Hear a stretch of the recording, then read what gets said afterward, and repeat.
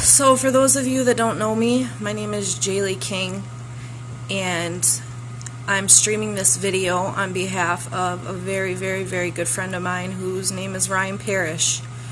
He is a 36-year-old MDOC inmate in Saginaw, Michigan. He is 15 years into a 27-year sentence right now. Now, most of you can know by somebody's sentence being that long that it was a serious crime. He's in for second-degree murder. What you don't know is it was accidental. It wasn't that he woke up that morning and decided that he was going to kill somebody. It was a fight that went bad. Ryan was on drugs. He was fighting. He was doing things that he shouldn't have been doing. He was 22 years old, young, wild, and reckless, which, as a lot of you know, everybody goes through it. No, you may have never killed somebody, but everybody goes through that stage in their life. Ryan just had a little bit harder. He had a harder upbringing, and a lot of bad things happen in his life. Now, with that being said, he don't use that as an excuse. You know them people that use their life as an excuse, and oh, their parents did this to them and that to them, so now they're these horrible people. Ryan don't do that. He don't use that card. Instead, he owns up to what he did and takes responsibility for that. With that being said, I do want to point out the fact that the man that Ryan had killed is a pedophile. Now, that may change your mind and be like, oh, this guy deserved it, and, you know, one less pedophile we have to worry about, and so on and so forth. But that's not how Ryan sees it. Ryan sees it as he took a man's life, and that wasn't okay. And he has to deal with that regret and that remorse for the rest of his life that he did that. Now, Ryan, I know everybody says, oh, they all say that they've changed. All of them, they say they've changed and they've found God and they've done this and they've done that. But not this time. That's not what I'm preaching to you. What I'm trying to say to you is he's shown his ways and actions. He hasn't spoke on it. He's done it. My brother always told me, don't talk about it, be about it. And I like to use that a lot because that's what he's done. He's been about it. He has went to school and got his paralegal degree, a 2-year paralegal degree. He has done classes on conflict resolution at CMU. He is currently training a dog for Paws for a Cause. And he has mentored a lot of young men that have come into that prison. One I know personally, my soon-to-be husband, Timothy Mose, who's serving a 9-year prison sentence for home invasion, has told me wonderful things about this man and thinks very highly of him, and has put Tim on the right track to get his life together. Now, I want to run some statistics by you guys. 2.4 million people are in prison right now in the United States. Out of that 2.4 million people, on average, taxpayers, that's all you guys that pay taxes, okay, $31,286 a year for each of these men that are in prison.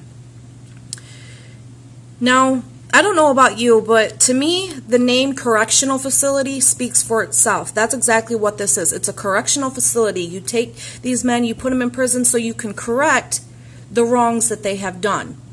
Now, when that's done, when the wrong's been corrected, shouldn't they be let free? I mean, that's what you would think. But instead, we've got the judges and Congress and whoever makes up these laws saying that it's a time frame. And to me, no amount of time frame, either somebody's going to change or they're not. No time frame needs to be put on it, because either you're going to be that same person that kills people for the rest of your life, or you're going to be that person that changes while you're in prison and deserves a second chance. Now, let me clarify this, though, for you. Ryan killed one person on accident. Wasn't even on purpose. Okay? You have these men that go out and they kill and they rape women for a sport. They do it all the time, or they've done it numerous of times, which, you know, yeah, they deserve to be locked up, you know. Ryan did it one time. He made a mistake. Okay, his original guidelines for his sentencing was 15 to 18 years. They put him at a higher risk.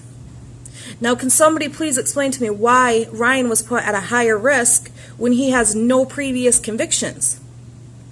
He got into some trouble when he was a kid, yeah, but it's nothing like this. He should have been graded on a lower scale. So he got gypped in that aspect. I feel like the system, of course, everybody knows the system's corrupt to keep everybody down and to not bring anybody up.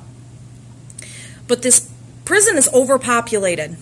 Okay, 2.4 million people in prison right now.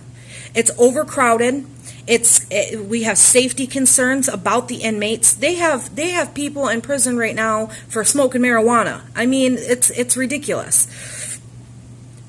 I am starting a petition that I'm going to try to take to the governor on support of Ryan Parrish's release, because I believe that he deserves it. I believe everybody deserves a second chance. And I know a lot of you that know me may think, oh, that's Jay Lee and she's good to everybody, and whatever you may have to say about it. But me, I've read into it. I've talked to his family. I talked to him, and I've talked to his supporters. And if you think about it, this could be you. This could be anybody. You could get into a fight tomorrow at the bar or while you're out drinking, or you could accidentally hit somebody with your car, or there's so many things that can go wrong. You know, things happen. He was 22 years old. He was altered by drugs and the things he had going on in his life. And if you think about it, if they offered a program for kids to get help when they've been through these kind of things, maybe it would be a little bit easier for them to get help and these kind of things to not happen. But instead of the law preventing it from happening and helping kids and doing what they need to do, they want it to happen. They don't care. They don't care what your kids do right now when they're younger. They want to wait till they hit that adult stage so they can start sending them to prison, so they can start doing all the things that they do. The system is made to keep people down. I know I'm just one person, and I don't think I'll make that big of a difference. I keep telling them that every time I talk to them. I don't think I'm going to make a difference in your case, Ryan. But I'm going to tell you, I'm going to try. I'm going to try to make a difference. Because I'm tired of the way people treat people in this world. I'm tired of how everybody treats everybody, and they think because people are in prison that they're bad people. They're not bad people. A lot of them just make mistakes, just like you and me. I know at least half of the people that I know or more. The only reason they're not sitting in prison is because they didn't get caught. Because they did not get caught. That's flat out it. It has nothing to do with them being better people. It's not up to anybody to judge anybody. That's my belief is that's God's job. He needs to judge you for what you've done. That's not my job. My job is to help. My job is to be a supporter. I am going to school right now to be a counselor in the correctional system to help these men get off drugs and to help them stay clean and to help them rehabilitate themselves, because that's what this is about, rehabilitation. Ryan has rehabilitated himself, and not only has he shown it time and time again, people in the prison system have seen this. Men that work there have said he doesn't belong here anymore. He's not that 22-year-old kid. He's 36 years old. He's done his time. He's learned his lesson. Send him home. Why spend money? Why spend all of our money on people that don't deserve to be there?